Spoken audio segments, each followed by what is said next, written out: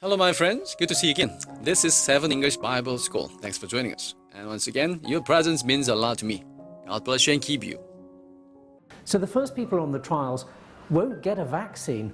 They'll simply get a predetermined dose of coronavirus. Now, amazingly, there are thousands of people ready to sign up for this sort of thing.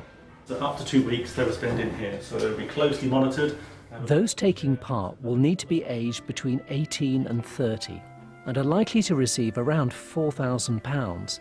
But what about the potential dangers of getting COVID-19? So we're only going to be inoculating people who have the very lowest potential risk for a severe outcome.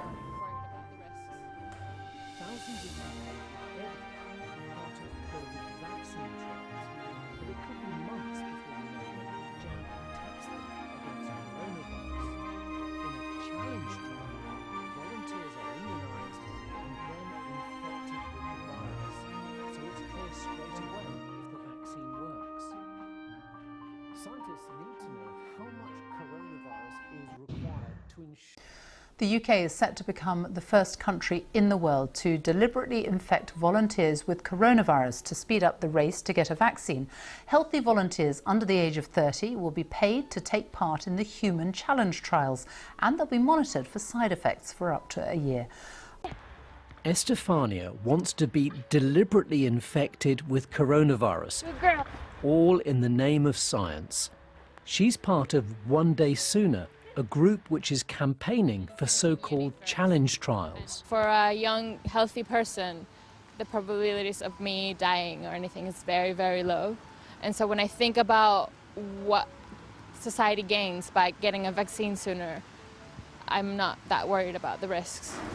Thousands of people like Edward are part of COVID vaccine trials, but it could be months before we know whether the jab protects them against coronavirus.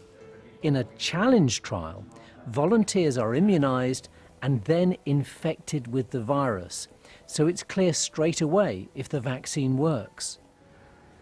Scientists need to know how much coronavirus is required to ensure that the volunteers get infected. So the first people on the trials won't get a vaccine, they'll simply get a predetermined dose of coronavirus. Now, amazingly, there are thousands of people ready to sign up for this sort of thing. So up to 2 weeks they were spending here, so they'll be closely monitored. Those taking part will need to be aged between 18 and 30 and are likely to receive around £4,000. But what about the potential dangers of getting COVID-19? So we're only going to be inoculating people who have the very lowest potential risk for a severe outcome. The trial has been designed that they will have very minimal disease, potentially not even any symptoms. Gary is a challenge trial veteran. He's had malaria as part of one study. And this is him drinking a solution laced with typhoid bacteria. The experimental typhoid vaccine he was trialling worked and is now saving lives. Really the confirmation that you really were part of something which really made a huge difference to lives around the world. You know, we're talking hundreds of thousands of people that can now benefit from a typhoid vaccine. But yeah, that was pretty fantastic. The world owes a debt of gratitude to all medical volunteers, but especially those ready to get a disease. Challenge studies don't replace conventional trials, but they might just speed up the process of finding out which coronavirus vaccines work best. The handful of times I've been able to go, Mum has got really upset and said, "Why don't you come in? You're getting wet and I can't go on like this. Nobody wants me. And why don't I just drop dead?" It's horrible, horrible. This is the heartache behind the planned legal action. She just couldn't understand why we couldn't go in. She just said, "Why have you dumped me here? They don't look after me," you know, she was just desperate. Families divided by months of tight restrictions on care home visits. It's my belief that she died thinking that nobody loved her anymore. After so many COVID-related deaths in care homes, government guidance and local restrictions are there to protect residents.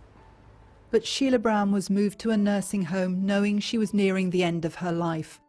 When somebody's on an end-of-life care pathway, the things that matter to them are family, quality of life, not quantity of life. For months, families have been saying rather than only being able to see their relatives through windows or in gardens, they should be given key worker status with access to testing and PPE. Margaret Johnson has dementia, and key worker status would allow her daughter to spend much more precious time with her. The people trying to get into care homes to see their loved ones are going to be careful. They're not the kind of people who are going to go to a rave, are going to have a house party with 100 people in. You know, they're people who care about their families. The government says it will pilot key worker status to try to give families more time with relatives, but it's not clear when that will happen.